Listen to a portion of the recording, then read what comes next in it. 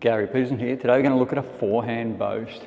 Now my backhand boast, my backhand slide boast video is really gone really well. People just love it.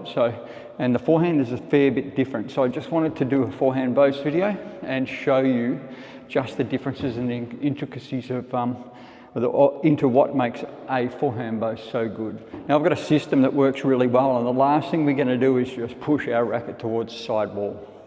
Okay, so I don't want to play a boast which does that, which is pretty terrible, and I don't do that and it didn't go in, so it doesn't matter.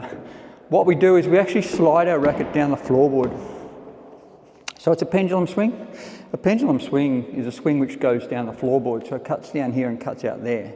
So instead of going around, which is around this way, and around and around and around, it's going to go from high down to low to high. So a pendulum swing drive would be like that, and they're very accurate and very straight. So what happens is with your pendulum swing, what happens is if I swing down the floorboard, simply swinging down this way and out that way, all I have to do is just change the angle of racket and let the ball deflect into the side wall.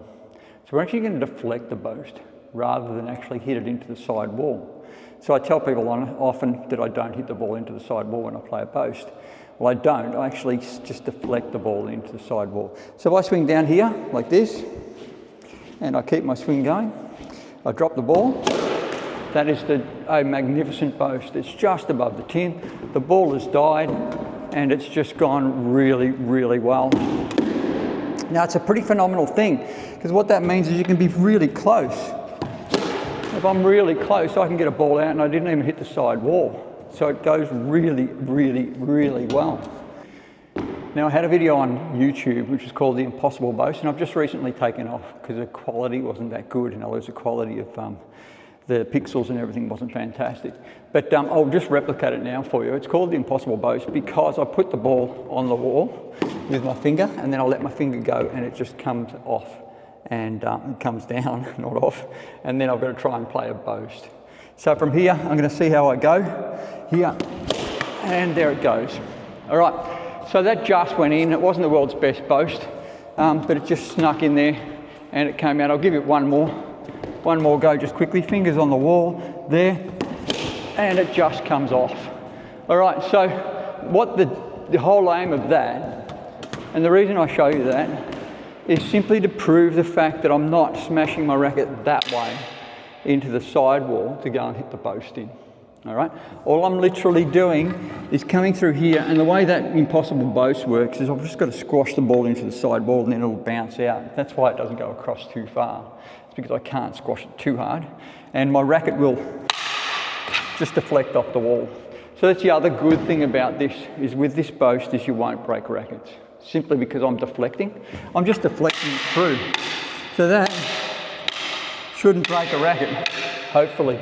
Rackets are sort of pretty tough these days. As long as you don't do this that way, that will break a racket. So what happens, it actually helps out your boast a little bit as well.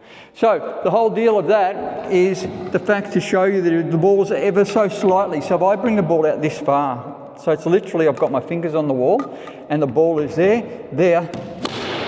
Oops, I double hit that one. It was my fault. Sort of didn't drop it very well. So here, if I drop it out there, it goes easily. All right, that's just super simple. So anything that's that far away from the side wall, you can play an amazing boast off. An absolute amazing boast. Now to learn this, it's really simple. You start near the wall. I'll get away from that line. And you just do this, and you keep your racket on the wall. It'll scrape the paint off your racket. It's not good for your racket, by the way. But there's a few things that happen, and we'll go through the mechanics of it, why it works so well. Racket is facing the side wall, that way. I bring it down, I've got to get this hip out. So you need to hit off this hip, so I need to turn out, it's there. So I'll turn out there and I'll hit off here, okay? Now the follow through is a big one I need you to get. I need you to go out that way and keep that racket face over. If you can do that, what happens is you then get that pendulum swing rather than that hooking over. And the hook over is the one that's going to wreck everything. So it's the follow through that'll do the work for you. So you want from here down there. So you do that. You understand where the floorboard is. Then you come back out here and you can do this. Then you can drop the ball and it's beautiful. It's just that simple. It really is not difficult at all. It's just fantastic. So it just goes really well. Now, the benefit of this, or when it works best, is the best way I can put it, is when the ball is really low, because I'm hitting off full extension, so that means it needs to be down there. If the ball's up higher, you need to step away and do that, and it becomes a swing which goes around this way a little bit, but it still does the same stuff, and it's a little bit more advanced.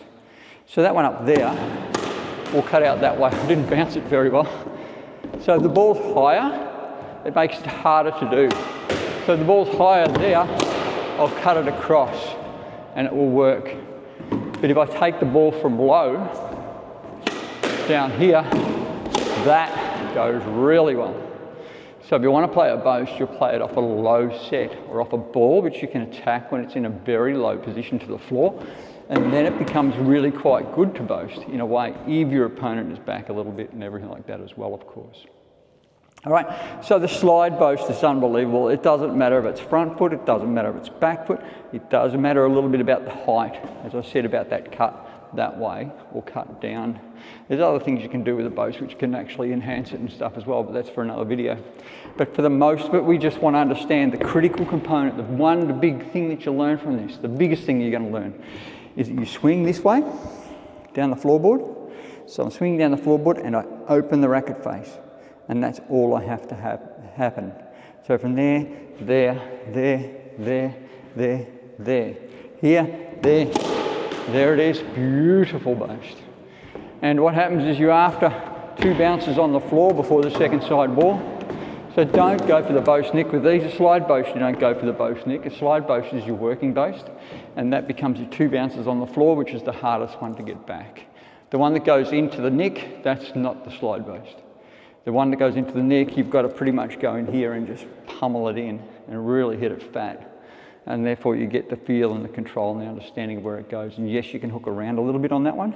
So it's not the same shot, it's a different shot, but it's pretty cool either way.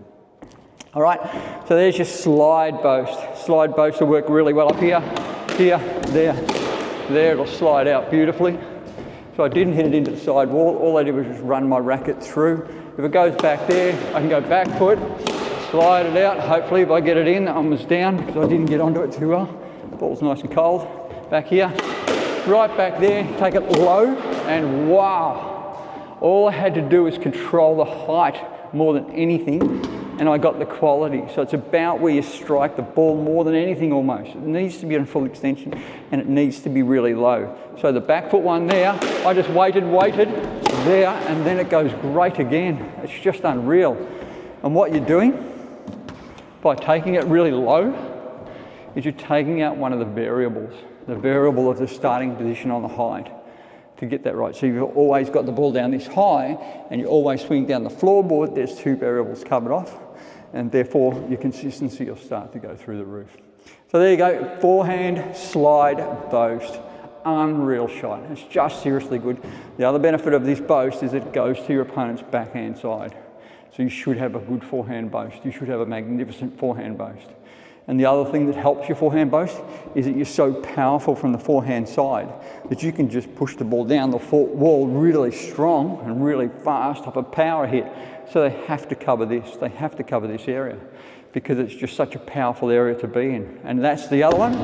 That one there will be your variation shot that'll just knock players around. The boast is really good if you see them just camping a little bit. So you go down the wall, down the wall, down the wall, down the wall, down the wall, down the wall, down the wall, boast, bang, because you catch them unaware. There you go. That is your forehand slide boast. You'll love it.